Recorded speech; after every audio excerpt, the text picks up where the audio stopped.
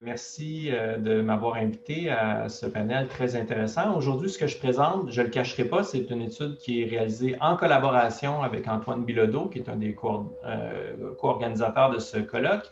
Et c'est une étude où on essaie d'explorer le rôle de la langue dans le rôle que joue la langue dans l'inclusion, particulièrement l'inclusion politique des immigrants au Québec. Donc, on s'intéresse à différents facteurs, notamment la compétence linguistique, mais aussi l'usage du français, comme je le mentionnais dans quelques instants.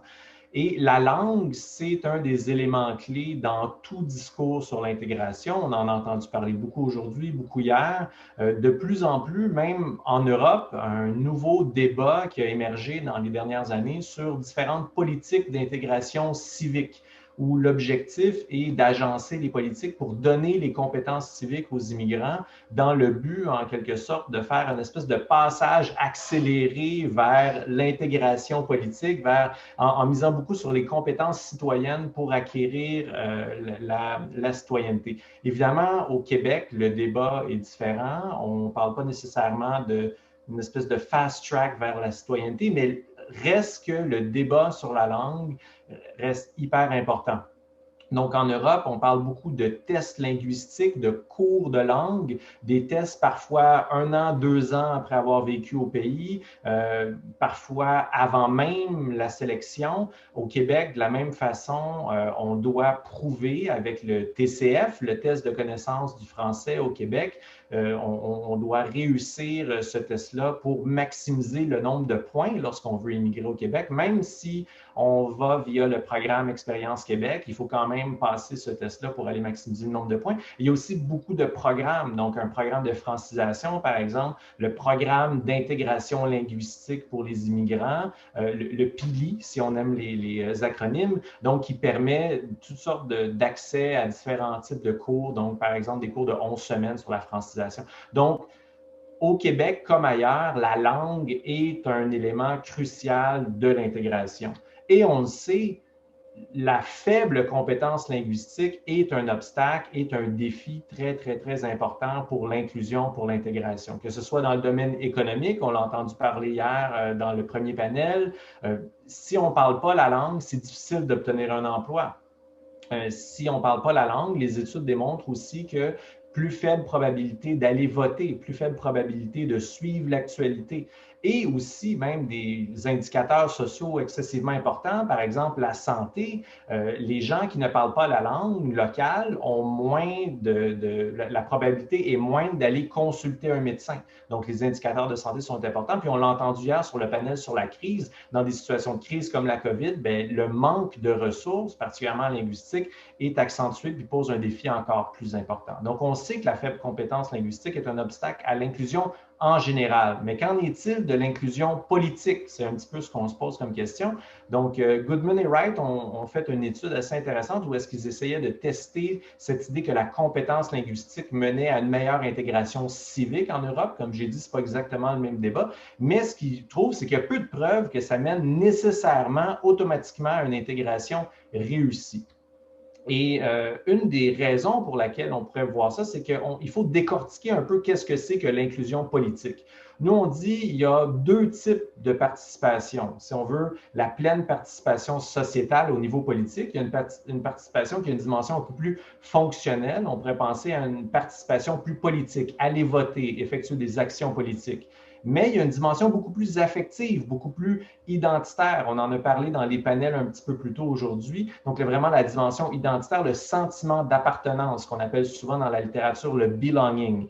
Donc, le fait de sentir qu'on appartient au groupe majoritaire, ça devient un élément assez important de l'inclusion politique qui est distinct de la participation politique pure et simple parce que c'est beaucoup plus affectif. Dans leur étude, Goodman et Wright utilisent cette espèce de pyramide qui est intéressante, des différentes étapes de l'inclusion, des différentes étapes de l'intégration, disant que en bas de l'échelle, au premier ordre, il faut l'apprentissage de la langue, il faut l'acquisition des connaissances. Et comme de fait, ça fait de la compétence linguistique une condition nécessaire pour bien s'intégrer. Et ensuite, un deuxième ordre de navigation un petit peu plus fonctionnelle, avoir la capacité de répondre à ses besoins immédiats.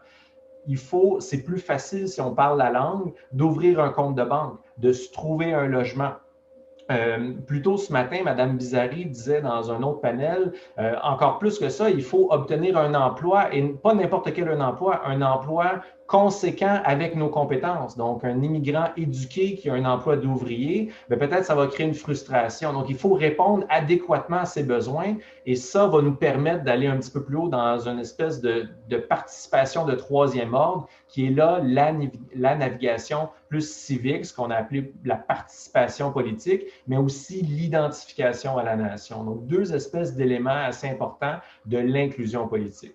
Donc, ce que je regarde aujourd'hui, c'est quel rôle de la langue pour amener comme indicateur, la participation politique et l'identification à la nation. Mais là, on parle de compétences linguistiques. Est-ce que c'est tout? Est-ce qu'on peut résumer l'expérience linguistique d'un immigrant à sa compétence linguistique en français au Québec? Pas nécessairement. La compétence, pour plusieurs études, ne mène pas seule à l'intégration politique. En fait, même quand on pense à l'expérience linguistique des immigrants, notamment les immigrants allophones, ceux que je vais étudier aujourd'hui, le bilinguisme est vu comme tout sauf une variable catégorique. Donc, les études démontrent qu'à l'intérieur de l'expérience linguistique, on a à la fois d'un côté la compétence linguistique, mais aussi l'usage. Donc, par exemple, moi, je peux avoir une compétence élevée en français et en anglais, mais si je ne parle pas l'anglais dans toutes les sphères de ma vie, donc il y a une asymétrie entre ma compétence puis l'usage. Donc, c'est important de regarder l'usage de façon distincte. Le rôle de l'usage n'est pas à négliger. Surtout qu'il y a différents mécanismes par lesquels ces deux éléments-là, la compétence linguistique puis l'usage de la langue, peuvent fonctionner. La compétence s'acquiert, il y a un processus d'apprentissage pour s'approprier la culture, mais l'usage, c'est parfois un choix. On choisit de l'utiliser, on veut l'utiliser dans notre cercle d'amis. Parfois, c'est l'inverse. Parfois, ce n'est pas un choix. Parfois, on veut utiliser le français, mais les gens aiment nous répondre en anglais, par exemple. Donc, c'est des mécanismes qui fonctionnent, qui s'articulent de manière distincte et il faut donc les traiter distinctement. Et c'est la question que j'explore aujourd'hui. Qu'est-ce qui a le plus d'influence sur la participation fonctionnelle ou politique et sur la participation affective ou identitaire? Est-ce que la compétence linguistique est plus associée à un qu'à l'autre? Est-ce que l'usage est plus associé à un qu'à l'autre?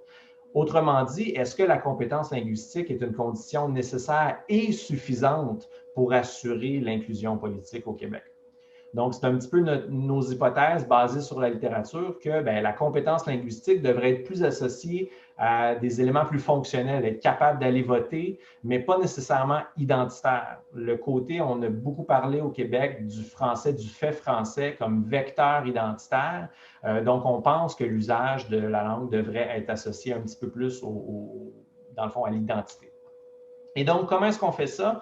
C'est un sondage qui a été mené en 2019 dans le cadre du programme de FRQSC, le programme d'action concertée avec le MIFI. Donc, on a sondé 2000 immigrants 2000 Québécois issus de l'immigration et 5000 Québécois issus du groupe majoritaire. Donc, groupe majoritaire qu'on définissait comme néo-Québec, francophone, blanc.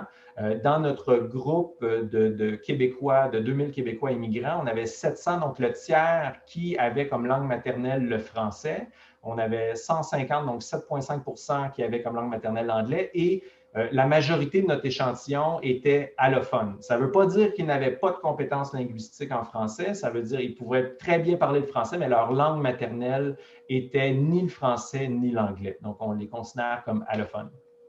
Donc, on utilise cet échantillon particulièrement de 1150 immigrants allophones pour étudier nos deux variables, essentiellement ce qu'on a appelé la participation fonctionnelle ou politique, qu'on va définir par deux indicateurs. Le vote, est-ce que vous avez voté à une des 3 dernières élections? Donc, on avait une mesure, la dernière élection fédérale, municipale, provinciale. Et est-ce que vous avez participé à une de ces actions politiques dans les 12 derniers mois, la batterie classique, être membre d'un parti politique, participer à une manifestation, boycotter un produit ou signer une pétition. Et la participation affective, on utilise le sentiment d'appartenance qui, basé sur la littérature, on l'a divisé en 2 indicateurs. L'attachement, on dit pour appartenir à un groupe, c'est important à la fois de se sentir attaché à ce groupe-là, donc l'attachement au groupe majoritaire, mais aussi, comme on le disait ce matin avec Alison, avec Christina, c'est un two-way street, l'immigration et l'intégration, donc on doit se sentir accepté. Donc aussi, on avait une question, à quel point vous sentez-vous accepté par les autres Québécois? Donc, l'attachement au Québec et l'acceptation par le groupe majoritaire, qui un peu ensemble nous donne ce sentiment d'appartenance-là, ou comme Marina le disait, un peu l'orientation positive des immigrants. Et donc, comment on testait ça? La compétence linguistique, mesure évaluative 0 à 10. Est-ce que vous maîtrisez bien le français? À quel point le maîtrisez-vous? Et l'usage, est-ce que vous l'utilisez? Dans le fond, on posait la question, quelle est la langue principale utilisée à la maison et dans vos activités de tous les jours? Donc, on peut soit l'utiliser dans aucun de ces deux contextes-là, dans un de ces deux contextes-là ou dans trois de ces contextes-là. Exploration très rapide, juste pour vous montrer que dans notre échantillon d'allophones, la maîtrise du français a une moyenne de 8,6 sur 10. Donc, un échantillon où est-ce que le français est très élevé. On va voir pourquoi dans un instant. Mais c'est suffisant. Nous, ce qui nous intéresse, c'est vraiment de comparer ceux qui ont une très, très forte compétence linguistique à ceux qui en ont une plus faible. Donc, c'est suffisant pour comparer ça. On a le même portrait au niveau de l'usage du français. La majorité, donc presque 80 un peu plus de 80 des immigrants allophones de notre échantillon parlent le français dans au moins un contexte. Et donc, une des raisons pour laquelle on a ces données-là, c'est que c'est les limites de rejoindre les immigrants au Québec via le sondage. C'est plus difficile. Donc, le 2/3 de nos répondants ont été joints par téléphone, 52 ans d'âge moyenne, alors que l'âge moyenne au Québec est plus de 41-42 ans. Et comme vous pouvez le voir, la date d'arrivée, 80 de nos immigrants dans notre échantillon sont arrivés il y a plus de 10 ans. Donc, évidemment, ça peut avoir une influence, mais on contrôle donc pour tous ces facteurs-là dans nos modèles. Et ce qu'on étudie, si vous regardez la moitié gauche de ce tableau-là, c'est l'effet sur le vote, la probabilité d'avoir voté. La première ligne, donc on voit 1,14 avec 2 étoiles.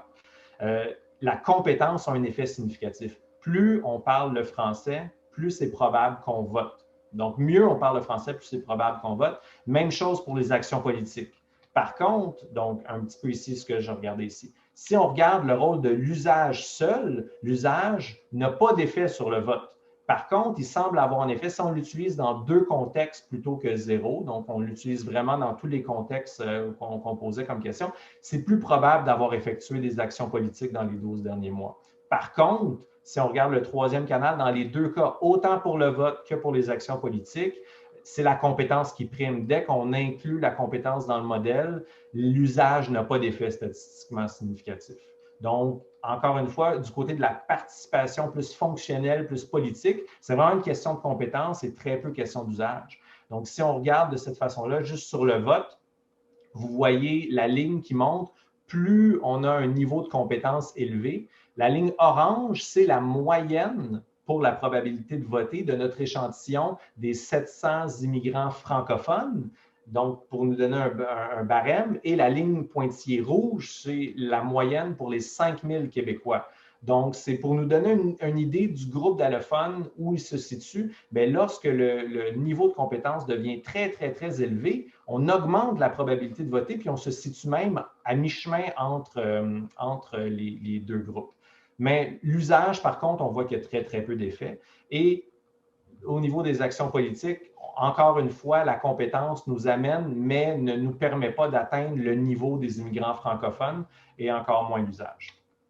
Rapidement, juste vous attirer votre regard directement sur l'usage pour la question de l'attachement au Québec et de l'acceptation au Québec. C'est tout le contraire. L'usage a un effet. On se sent plus accepté et on est plus attaché au Québec si on utilise le français, que ce soit dans un ou dans 2 contextes. Et lorsqu'on contrôle pour la compétence, cet effet persiste. Donc, c'est ça qui devient le plus intéressant ici. Et l'image trouve vos 1000 mots que oui, la compétence nous amène à mi-chemin entre les immigrants francophones et les Québécois du groupe majoritaire, mais c'est la façon dont le nombre de contextes n'est pas linéaire. Il suffit de parler le français dans un contexte majoritaire, donc de façon majoritaire dans un contexte, que le français soit la langue la plus parlée, au moins dans un contexte, et tout de suite, on a vraiment, vraiment augmenté notre attachement au Québec. de la même façon que l'acceptation, même si ça ne permet pas de dépasser le niveau, ça permet d'atteindre. Donc, une grande compétence linguistique ou parler le français dans au moins un contexte,